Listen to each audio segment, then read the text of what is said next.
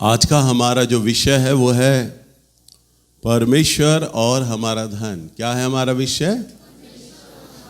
परमेश्वर और हमारा धन। और आपको सुनने में बड़ा अजीब सा ये सब्जेक्ट लगता होगा, एक जगह परमेश्वर और एक जगह धन। कई बार विश्वासी लोगों का सोच होता है कि जब हम प्रभु के पास आते हैं, प्रभु के भवन में आते हैं, तो जो धन है वो सुनने में अच्छा नहीं लगता, क्योंकि धन भक्ति के अंदर बहुत बड़ी बाधा है। कई बार लोग ऐसा विचार करते हैं, और जो धन के पीछे जाता है वो परमेश्वर को पा नहीं सकता, प्राप्त नहीं कर सकता। और कई बार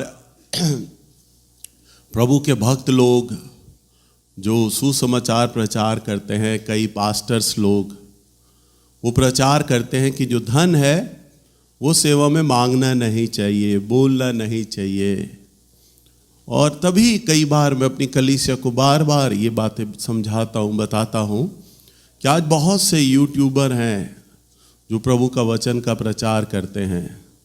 उनके यूट्यूब में आप संदेश को मत सुनिए, क्योंकि बहुत सारी आज गलत शिक्षाएं हैं, इसलिए आपको पता नहीं है कि सही शिक्षा क्या है, आप भटक जाएंगे।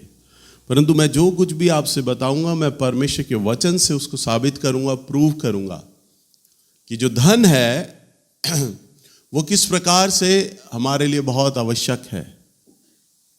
सो आइए हम प्रभु के वचन में देखते हैं। निकालिएगा प्रकाशित वाक्य की किताब 5 अध्याय, बिल्कुल अंतिम पुस्तक है, आखिरी पुस्तक।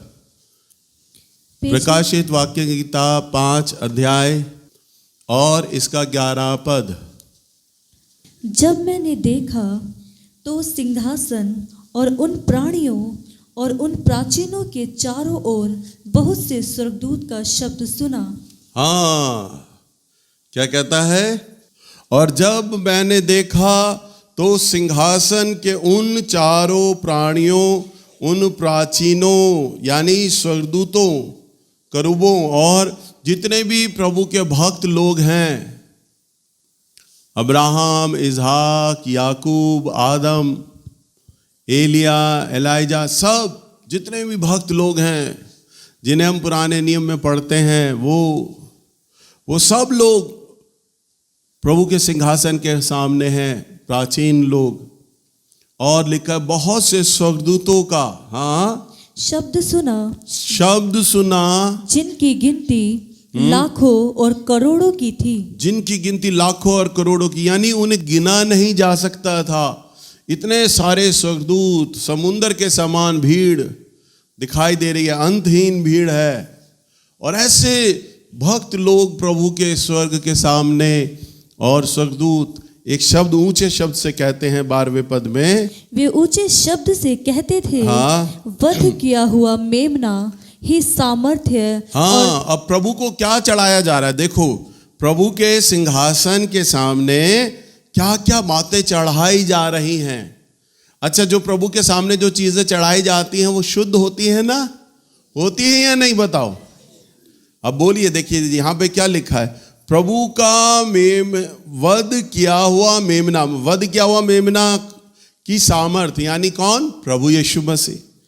वध किया हुआ यानी बलिदान हुए प्रभु यीशु मसीह, उसके विषय में लिखा है वध किया हुआ मेमना ही सामर्थ, नंबर 1, और धन और ज्ञान और शक्ति और आदर और महिमा और धन्यवाद के योग्य है।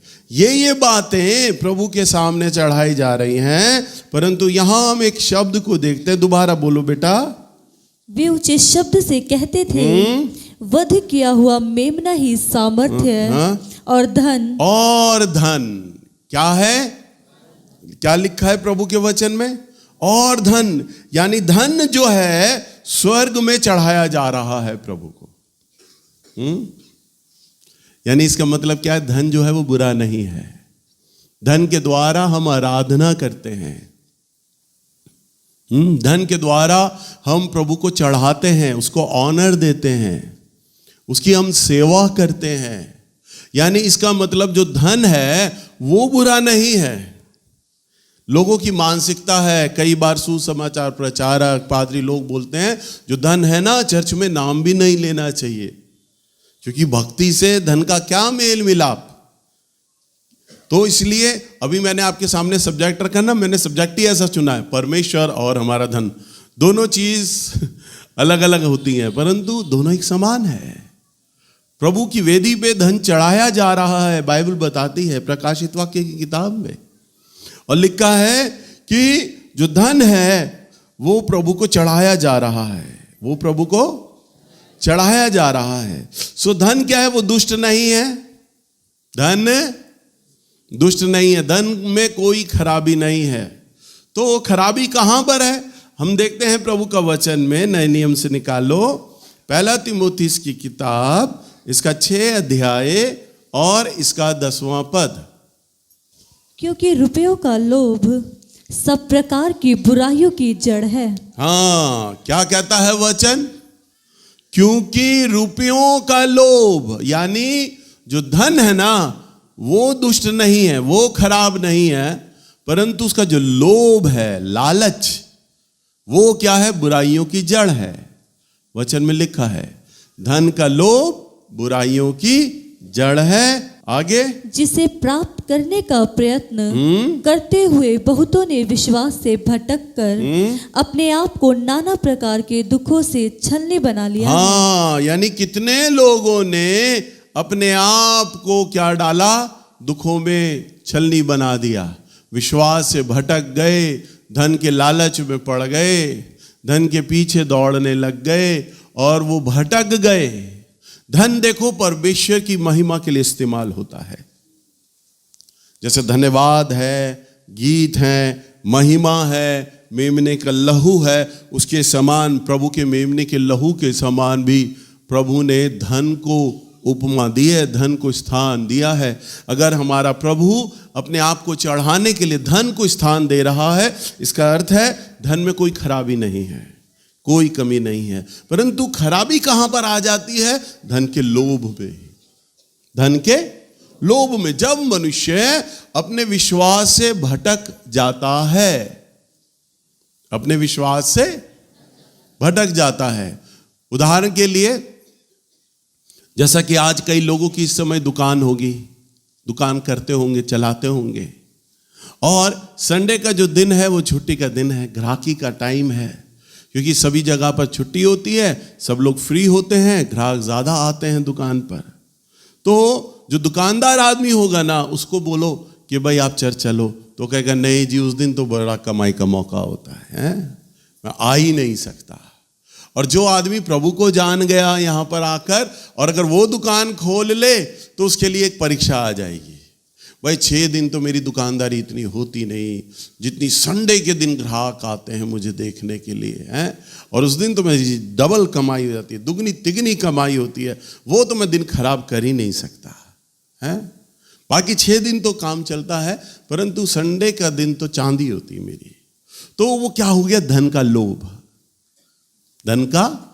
देखिए, आप एक बात अच्छे से समझें, आपके सामने है ना, धन तब तक आपके लिए संघर्ष बना रहेगा जब तक आप एक पाठ ना सीखें। मैं आपको जो अब बताने जा रहा हूं, अपने जीवन का मूल जो मैंने प्रभु से सीखा, बहुत कम शब्दों में आपको बता रहा हूं। प्रभु यीशु मसीह चाहते हैं, परमेश्वर चाहते हैं कि आप पूरी तरह प्रभु पर निर्भर हो जाएं। क्या हो जाएं आप? प्रभु पर पूरी तरह आप प्रभु पर निर्भर हो जाएं। आइए हम निकालेंगे वचन को, नीति वचन की किताब 3 अध्याय और इसका 5वां पद। तू अपनी समझ का सहारा ना लेना, वरन संपूर्ण मन से यहोवा पर भरोसा रखना। क्या कहता है प्रभु का वचन? तू अपनी समझ का सहारा, तू अपनी समझ का सहारा ना लेना, वरन संपूर्ण मन से अपने यहोवा पर भरोसा रखना। क्या कहता है? तू अपनी समझ का, समझ, बोलिए समझ। समझ को इंग्लिश में कहते हैं ज्ञान, नॉलेज। क्या कहते हैं? नॉलेज। तो आपके पास, सबके पास बुद्धि है, सुनो ध्यान से, सबके पास बुद्धि है, पर जो नॉलेज है ना वो सबकी अलग अलग है। अब जो भाई कैमरा चला रहे हैं, इन्हें कैमरा चलाने का नॉलेज है, ज्ञान है, ये समझ है। आपको ये समझ नहीं है, पर इन्हें है। अब आपको अगर मैं कहूं आके मेरी जगह प्रचार करो, तो आप लड़खड़ाने लगोगे, भीड़ के आगे खड़े हो जाओगे, तो कांपेगा हाथ माइक पे, है मुंह से क्या बोलना है बोल ही नहीं पाओगे, बता ही नहीं पाओगे। क्यों? आपको ये समझ ही नहीं कि मैंने कैसे प्रचार करना है, क्या बोलना है। मुझे धरती के और कामों की समझ ही नहीं है। कई बार मेरे घर में प्लग खराब हो जाता है, और पहले मैं अपने भाई को फोन किया करता था, भाई आके जरा प्लग चेंज करियो, करंट आ रहा है। तो वो कहता था, भाई पेचकस से 2 पेच खोल लो, खुल जाएगा, स्विच बदल लो। और मैं जब भी कोशिश करता था बिजली में हाथ डालने की, जी कड़ा करके, तो करंट ही लगता था मुझे। पता नहीं करंट को कहां से पता चल जाता था कि हाँ अब पादरी साहब आ गए हैं, मैंने इन्हें मारना है। तो मुझे हमेशा करंट लगता था। तो मैं उसको कहता था मुझे नॉलेज नहीं है। वो कहता बच्चों वाला काम है, आप बदल सकते हो। मैं कहता माइक पकड़ के तू प्रचार कर। मुझे प्रचार की नॉलेज है बस, और कुछ नहीं। माइक दे दो मेरे हाथ में, बस सारा दिन मुझे सुनते रहो, बताता रहूंगा, बोलता रहूंगा। मेरे को ये नॉलेज है, मेरा यही ज्ञान है। हर आदमी का अपना एक समझ अलग है, नॉलेज अलग है। और हम किस चीज पे निर्भर हो जाते हैं? अपने ज्ञान पे निर्भर होते हैं हमेशा। एक कार चलाने वाला ड्राइवर, उसको मालूम है अरे मेरी कटिंग बहुत अच्छी है, अरे मेरी ड्राइविंग बहुत अच्छी है, 80, 90, 80, 100 की स्पीड में मैं साए गाड़ी निकाल दूंगा। किससे गर्व कर रहा है वो? अपने ज्ञान पर, अपनी समझ पर। और प्रभु क्या कहते हैं? तू अपनी समझ का ही सहारा ना लेना। अभी मैं क्या बता रहा था, प्रभु चाहता है, जो प्रभु ने मुझे सिखाया ना बीते 30 साल में, वो उसने मुझे कूट कूट के एक ही बात सिखा दिया कि बेटा, वो ये कहता है कि बेटा तू अपनी समझ का सहारा ना लेना। जो भी तेरा हेड नॉलेज है ना, उसका सहारा मत लेना। ये मत सोचना जैसा भी तू गवाही दे रहा है, तू बहुत अच्छा प्रचार कर लेता है, तू बता रहा है तुझे बाइबल का ज्ञान है, तू घंटों और शाम तक प्रचार कर सकता है, तू बता रहा है गवाही में बताने तक तो ठीक है, परंतु बेटा जब तू यहां पर चढ़े ना सीढ़ी पे, तो मेरे साथ प्रार्थना में बैठना, मुझसे पूछना, प्रभु बताओ मैंने क्या प्रचार करना है। तो बताने वाला तू नहीं, वरन मैं हूंगा। मैं तेरे मुंह में अपना शब्द डालूंगा और तुझे बताऊंगा कि तुझे मेरे लोगों को क्या कहना है। हालेलुया। अगर मैं अपने ज्ञान के सामने साथ आ जाऊंगा ना, अरे मुझे तो बाइबल का बड़ा ज्ञान है, मैं अच्छे से बता सकता हूं, सिखा सकता हूं, और मैं बताने लगूंगा ना, तो आप घड़ियां देखने लगोगे, आज भैया पका रहे हैं, बड़ा बोर कर रहे हैं यार, कब वचन खत्म करेंगे, कब प्रार्थना करेंगे, घर चलें यार। परंतु नहीं, आपको वचन क्यों सुनने में अच्छा लगता है? क्योंकि मेरा परमेश्वर आप उस वचन में होकर बोल रहा होता है। मैं अपने ज्ञान से उठकर नहीं आता यहां पर। मेरे वचन के पीछे मेरे सप्ताह भर की प्रार्थनाएं होती हैं, उपवास हो रहा होता है। और सच में जो मैं अभी तैयार करके लाया था, अगर मैं अपने मोबाइल में भी आपको दिखाऊं ना, जो मैंने लिखा है वो मैं नहीं बोल रहा, मैं तो वो बोल रहा हूं जिस समय मेरा परमेश्वर मुझसे बुलवा रहा है। मेरा विषय धन था, परंतु धन में मैं जो सिखाना मांग रहा था ना, मैं कुछ और बातें लिख कर लाया था, परंतु वो नहीं बोल रहा इस समय। मैं लिखा हुआ मेरे सामने, परंतु नहीं, अभी अभी एकदम से पटरी चेंज कर दिया मेरे प्रभु ने। हालेलुया। क्यों? ये बाइबल का पद जो नीति वचन पढ़ा रहा हूं, ये भी मैंने नहीं लिखा, नोट डाउन नहीं किया, परंतु मैंने बाइबल प्रभु के अनुग्रह से इतना पढ़ा है कि मुझे एक एक शब्द पता है कि कहां पर क्या लिखा है। तो बोलते वक्त एकदम से वचन आता, मैं एकदम बता देता हूं, यहां से ही चीज निकालो, क्योंकि मालूम है कहां पर क्या लिखा है। पर यहां पर ज्ञान नहीं काम आता, समझ काम नहीं आती, पवित्र आत्मा की आवाज काम आती है। हालेलुया। तो आप सहारा मत लीजिए अपने ज्ञान का। प्रभु आपको यही बात सिखाना चाहता है। वो चाहता है संपूर्ण मन से अपने यहोवा पर भरोसा रखना। क्या कहता है? क्या लिखा है शब्द? भरोसा। बोलिए भरोसा। अच्छा, क्या यहां पर यह लिखा है तू संपूर्ण मन से अपने यहोवा पर विश्वास करना? यहां यह लिखा है क्या? क्या लिखा है? अब विश्वास और भरोसा में भी अंतर है। विश्वास से आप चमत्कार हासिल नहीं कर सकते, भरोसे से आप चमत्कार हासिल कर सकते हैं। अभी मैं आप सबको बोलूं ना, आप विश्वास करते हो, सभी हाथ खड़ा कर देंगे, हाँ भैया विश्वास है। विश्वास है ना तभी तो आए हैं। विश्वास नहीं होता तो क्यों आते हैं? ये बताओ, बच्चों वाला सवाल कर रहे हैं। पर आपको मैं एक चीज और बताऊं, विश्वास तो दुष्ट आत्माएं भी करती हैं हमारे प्रभु यीशु मसीह पर। हालेलुया।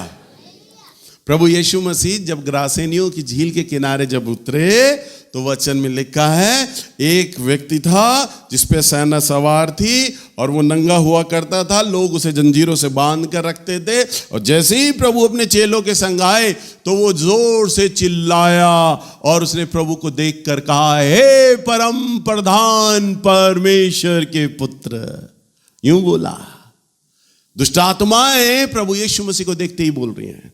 और वो चेले जो प्रभु से सवाल करते हैं, प्रभु देख, मैंने अपनी पत्नी, अपने बच्चे, अपना मकान, खेत, जानवर सब छोड़ दिया, अब तो हमें प्रभु को दिखला दे। वो पूछ रहे हैं, हमें प्रभु को दिखला दे। कौन है प्रभु, हमें बता, हमें तू कौन सा चिन्ह दिखाता है कि हम तुझ पर विश्वास करें। परंतु दुष्ट आत्माएं क्या बोल रही हैं?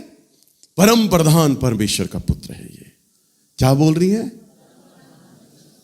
और वो कहती है, तू समय से पहले क्यों आ गया?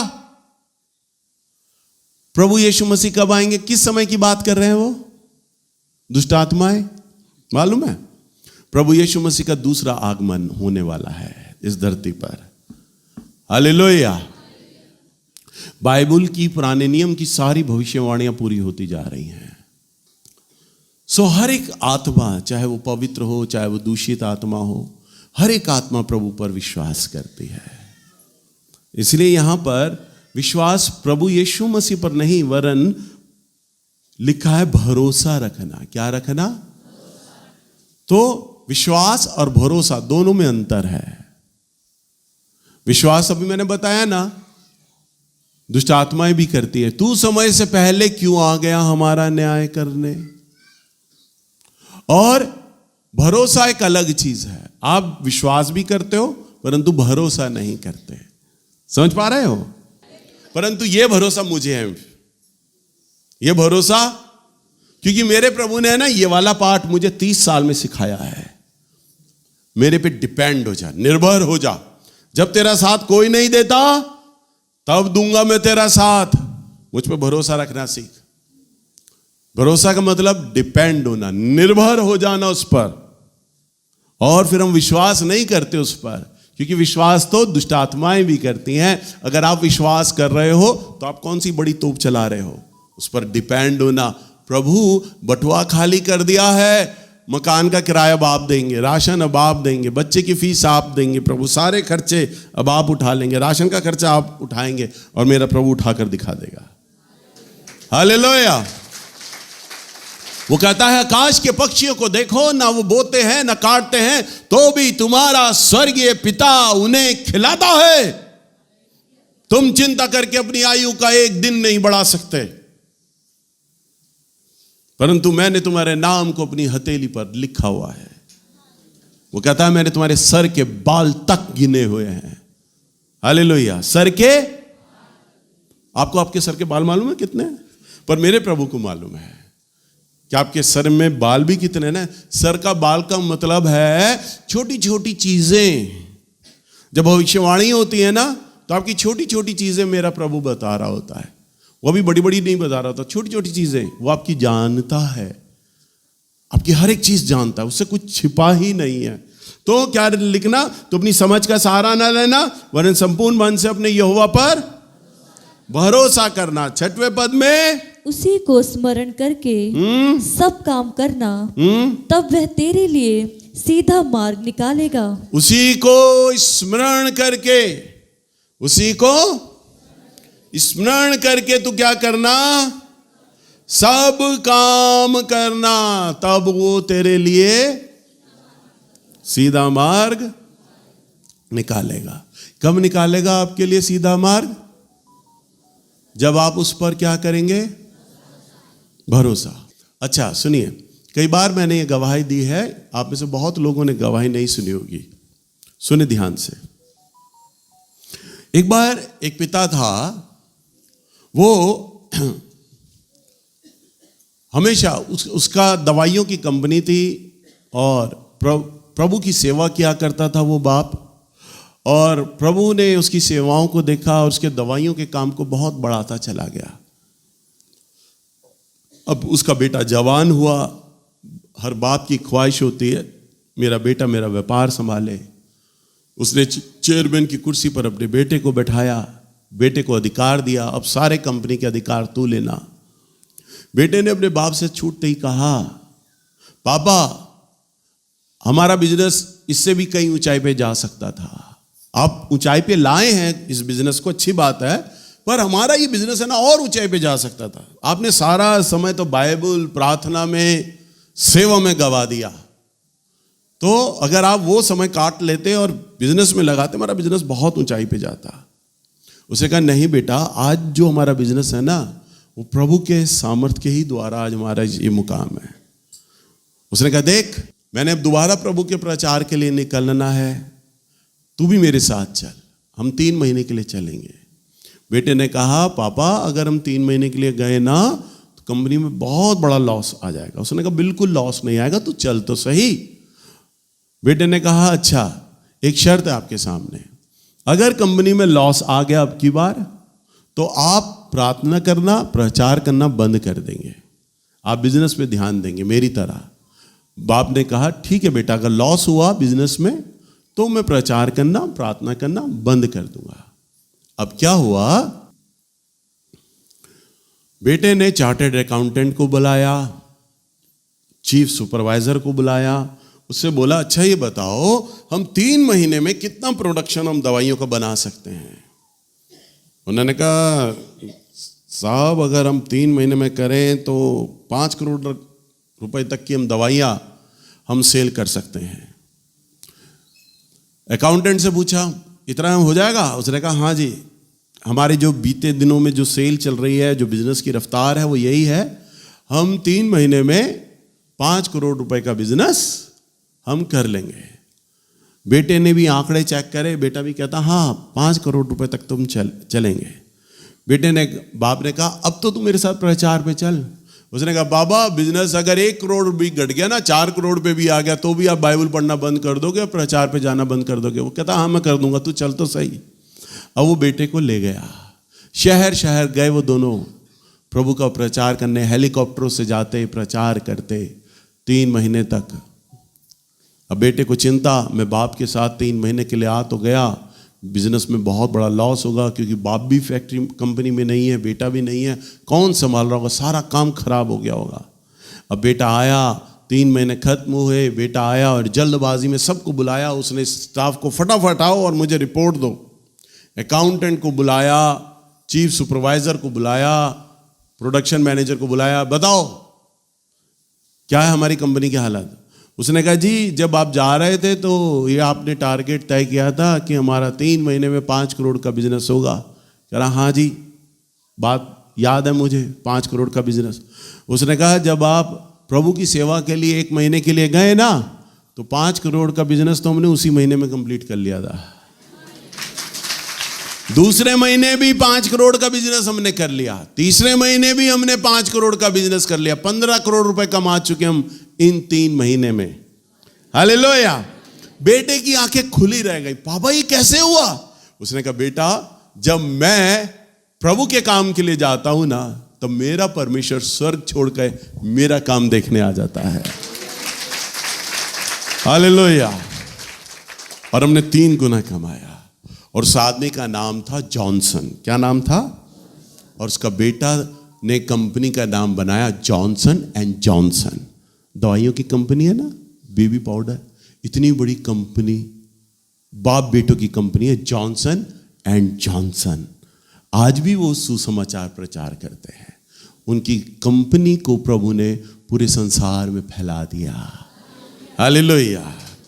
और आप एक छोटी सी दुकान को ही लेके चिंता करने लगते हैं, संडे का दिन आ गया है, ग्राहकी का समय तो यही होगा, मेरे ग्राहक खराब हो जाएंगे अगर मैं वचन सुनने चला गया। आने जाने का 1 घंटा लगा लो, 2 घंटे ये लगा लो, 2 घंटे चर्च के लगा लो, 4 घंटे लगा लो, 4-5 घंटा मेरा खराब चला जाएगा। अगर मैं उस दिन दुकान में रहूंगा तो चांदी नहीं कमाऊंगा। अरे अगर आप यहां आ जाओगे ना तो प्रभु पूरा सप्ताह भर आपकी चांदी कराएगा। हालेलुया। ये होता है भरोसा। भरोसा, विश्वास नहीं है, उस पर डिपेंड हो जाना। मेरा परमेश्वर है जो मेरे घर को संभालेगा, मेरा परमेश्वर है जो मेरी दुकान को संभाल लेगा, मेरा परमेश्वर है जो मेरी फैक्ट्री को संभालेगा। और जब आप उस पर पूरी तरह निर्भर हो जाते हैं तब वो आपके लिए हर प्रकार के धन के रास्तों को खोलना आरंभ कर देता है। हालेलुया। समझ पा रहे हैं ना आप लोग? मेरे दुकान में, यहाँ पर फैक्ट्री में, चर्च में जब दीवारें नहीं हुआ करती थी ना, यहाँ एक लड़का आता था सुबह 6 बजे, जो यहाँ दीवारों पे ऊपर पिलर पे चढ़ के या खिड़की पे पैर रखता था, ईंटों की दरारों में पैर रखता था और दीवार पे चढ़ता था। इस दीवार पे चढ़ता हुआ तिरपाल बांधा जाता था। संडे के दिन सुबह 6 बजे आता था वो लड़का, टेलर का काम करता था। तब मेरी 2 सभाएं होती थी, 10 बजे और 1 बजे 2 सभाएं होती थी। तो वो दोनों सभाओं में तिरपाल को बांधता था और ठीक रखता था, उसका ये काम होता था। और जब 1 बजे वाली सभा खत्म हो जाती थी, 3 साढ़े 3 बजे, तो वो अपनी दुकान पे जाता था। दुकान पे जाने के बाद, क्योंकि वो लेडीज टेलर था, उसका मास्टर उसे सूट देता था, तो वो 9:30 10 बजे तक अपनी दुकान पे सूट सिलता था। और उस दौरान आपको जानकर आश्चर्य होगा, वो गवाही कई बार वो संडे को दे चुका है। मुझे बताता था, भैया उस समय ना मैं 6 घंटे के अंदर 10-12 सूट निकाल दिया करता था। कितने? 10-12 सूट में सिल दिया करता था। कहता था और दिन मास्टर जब मुझे सूट देता था ना, 3 या 4 सूट मैं मशीन से पूरे दिन भर में उतार पाता था, उतरते ही नहीं थे। कहता मास्टर हर बार मुझे डांटता था, संडे के दिन तो तेरे हाथों में पता नहीं कौन सी स्पीड होती है, तू 10-10 सूट निकाल देता है और पूरा दिन भर यहाँ तू आराम से बैठा होता, सुबह आ जाता, रात तक बैठता है, तो तू 3 सूट निकालता है। तुझे पता है ना मास्टर जी, संडे के दिन चर्च नहीं जाने देंगे, तभी तू काम ज़्यादा खींच के देता है। अरे मैं तेरी भलाई के लिए कहता हूँ, जैसे तू संडे के दिन 10-10 सूट खींचता है ना, वैसे और दिन भी खींचा कर। वो कहता है जी पता नहीं, मैं तो प्रभु के लिए होता हूँ, तब प्रभु ही मेरे से करवा देते इतनी जल्दी काम। हालेलुया। यह है मेरे परमेश्वर की सामर्थ। वो कहता भैया मशीन उतनी स्पीड में चल रही होती थी, उतनी स्पीड में काम करता था, पता नहीं इतनी जल्दी में माल कैसे बना दिया करता था, मुझे खुद समझ नहीं आता। मैंने कहा बेटा तू प्रभु की सेवा के लिए आता है ना, इसलिए मेरा परमेश्वर करता है। ये बुद्धि में बात नहीं समाएगी, ये कैसे हो सकता है, परंतु ये होता है। यही तो है भरोसा करना। हालेलुया। और इन्हीं बातों में तो चमत्कार होते हैं। कितने लोग भरोसा करते हैं? हाथ खड़ा करो जरा। तुम्हारा धन नहीं चाहिए, जब धन देने के लिए भरोसा आ जाए ना, तब देना धन। हालेलुया। भरोसा करोगे या नहीं करोगे? धन के विषय में नहीं पूछ रहा, नहीं तो बीपी बढ़ जाएगा। भरोसा है या नहीं? कितने लोग बीमार हैं बताओ? कितने लोग बीमार हैं? जो बीमार लोग हैं ना, अपनी जगह पे खड़े हो जाओ जरा। जो सिर्फ बीमार लोग हैं, अब देखो मुझे भरोसा है, अब मैं चंगाई करा रहा हूं, मुझे तो भरोसा है अपने प्रभु पर। यही मैं आपको सिखाऊंगा। अब ध्यान से सुनो मैं क्या कह रहा हूं। अभी आप सब बीमार हो, जो भी आपकी बीमारी है आपके शरीर में इस समय, दर्द बुखार जो भी चीज है वो इस समय आपको है।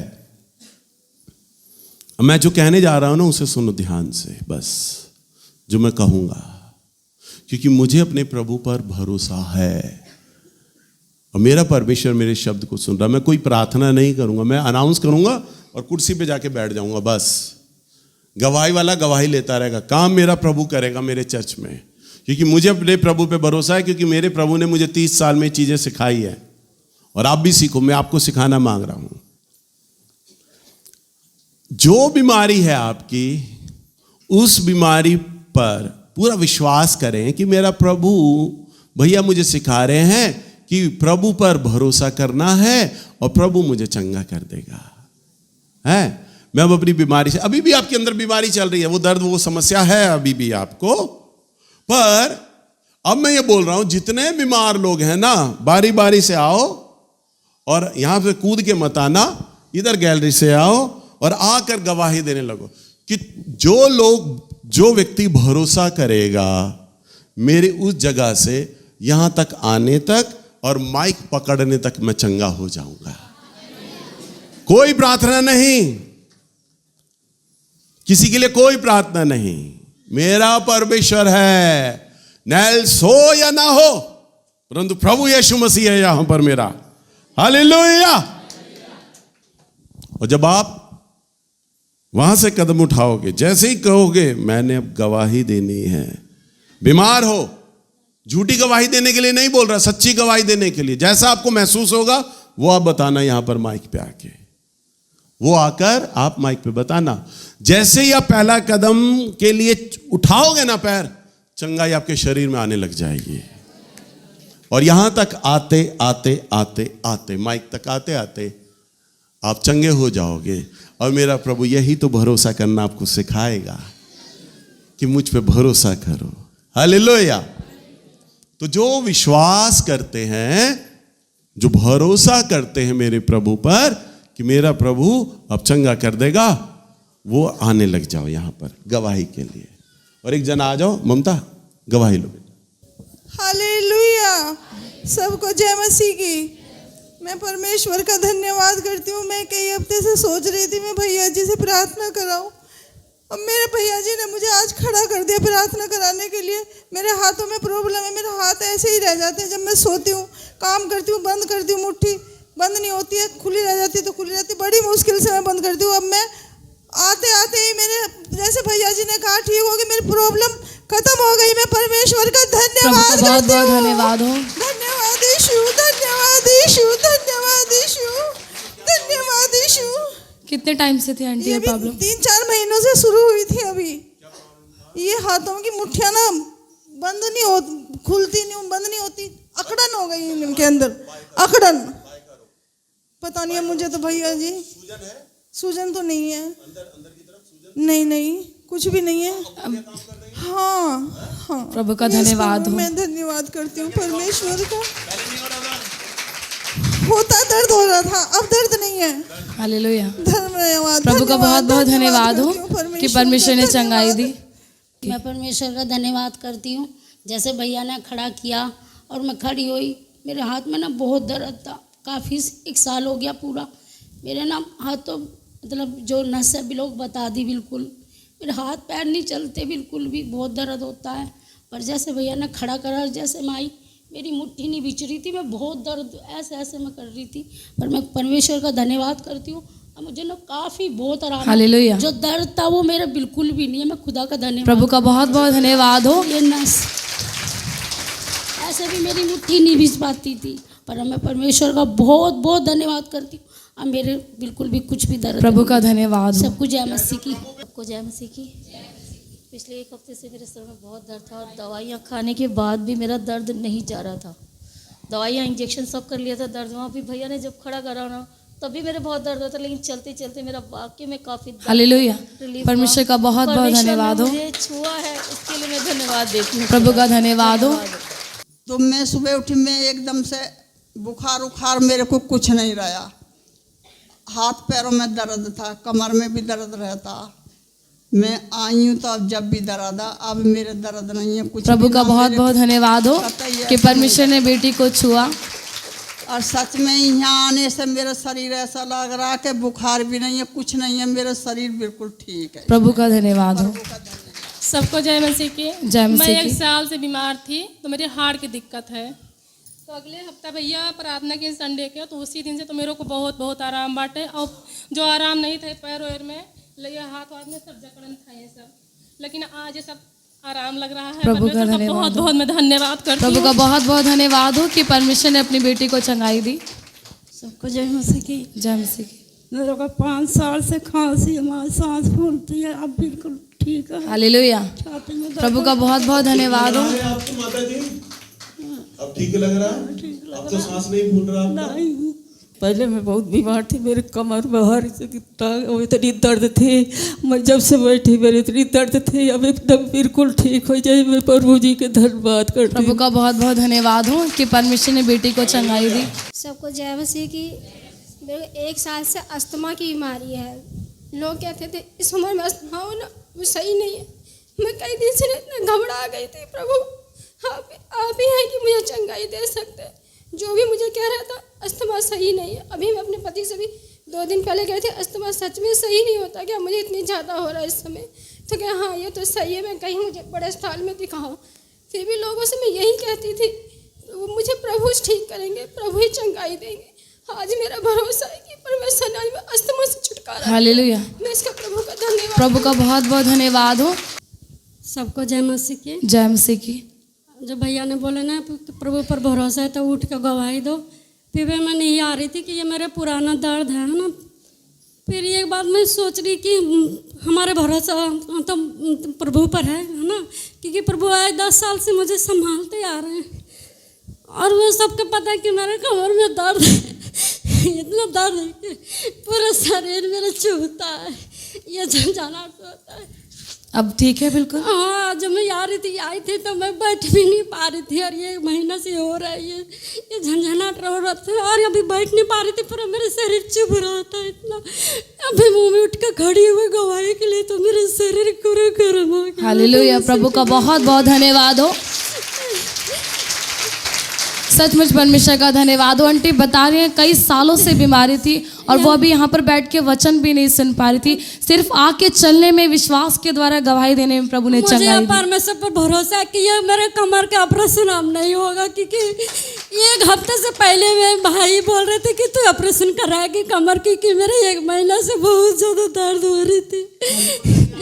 नहीं अभी नहीं लग रहा मैं परमेश्वर नहीं। प्रभु का धन्यवाद। हालेलुया।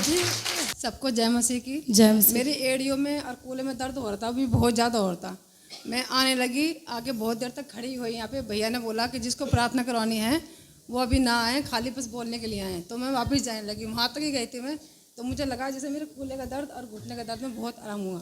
हालेलुया। परमेश्वर का धन्यवाद, बहुत बहुत धन्यवाद करती हूँ परमेश्वर, दिल से धन्यवाद देती हूँ परमेश्वर को। आंटी बता रहे हैं कि वो प्रार्थना करवाने के लिए आ रही थी, लेकिन भैया ने कहा था जिसे भरोसा है कि मैं वहाँ जाते जाते चंगी हो जाऊंगी वही है। वो यहाँ तक आई, प्रभु ने उनके आने को देखा और चंगाई दी। प्रभु का बहुत बहुत धन्यवाद हो।